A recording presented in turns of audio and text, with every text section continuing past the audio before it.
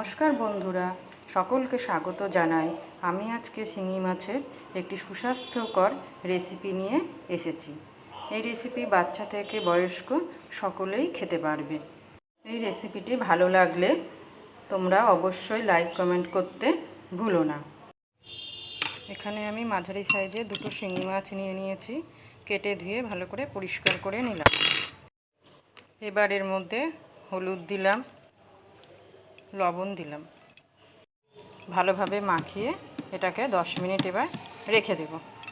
আমি এখানে পর্যাপ্ত পরিমাণে সর্ষের তেল নিয়ে নিয়েছি। তেলটাকে ভালো করে গরম করে নিলাম, দিয়ে মাছগুলো এবার আস্তে করে ছেড়ে দিলাম। মাছটা ভাজার সময় খুব ফোটে, তাই জন্য মাছটাকে আমি আস্তে করে ঢেকে রাখলাম। মাছগুলো খুব কড়া করে ভাজবো না, হালকা করেই ভাজলাম। এবার মাছগুলোকে তুলে নেব। এবার এই তেলের মধ্যে আমি কালো জিরে ফোড়ন দিয়ে দিলাম আর লঙ্কা দিলাম। ফোড়নটা তেতে উঠেছে। এবার আলু আর কাঁচকলা কেটে রেখেছিলাম সেগুলো দিয়ে দিলাম। এবার লবণ হলুদ দিয়ে হালকা করে ভেজে নেব সবজিগুলো। এবারে আদা আর লাল কাঁচা লঙ্কা বাটা 1 চামচ দিয়ে দিলাম। সাথে একটা টমেটো পেস্ট করে রেখেছিলাম, সেটা দিয়ে দিলাম। এবারে ভালো করে একটু এগুলো কষে নেব, 5 মিনিট মতন কষে নেব।